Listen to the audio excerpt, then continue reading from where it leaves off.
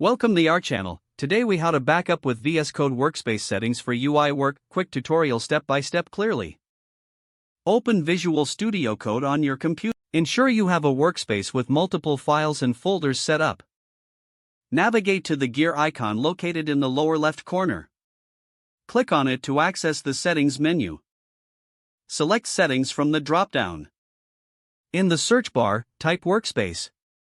Scroll down to find preferences. Open Workspace Settings. Click on it to open the Workspace Settings file. Here, you will see your current UI configurations.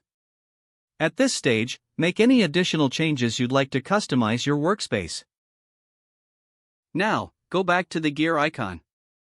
Select Command Palette from the menu. Alternatively, you can press Ctrl plus Shift plus P on Windows or CMD plus Shift plus P on Mac.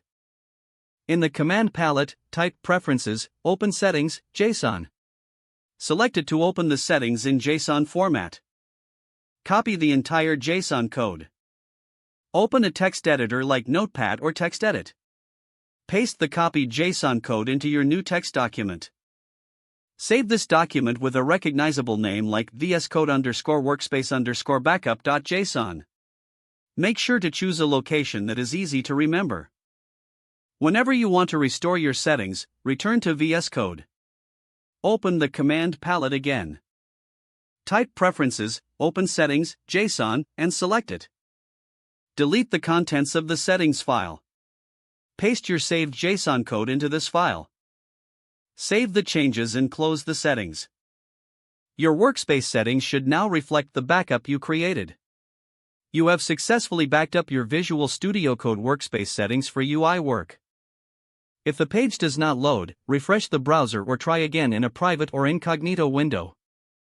Make sure you are using the correct email address, then retype it carefully to avoid small typos. If your password is not accepted, use the reset option and create a new strong password you can remember. Check your spam folder for verification or security emails, then complete any requested confirmation steps. Don't forget to like this video and subscribe to our channel for more step-by-step tech guides.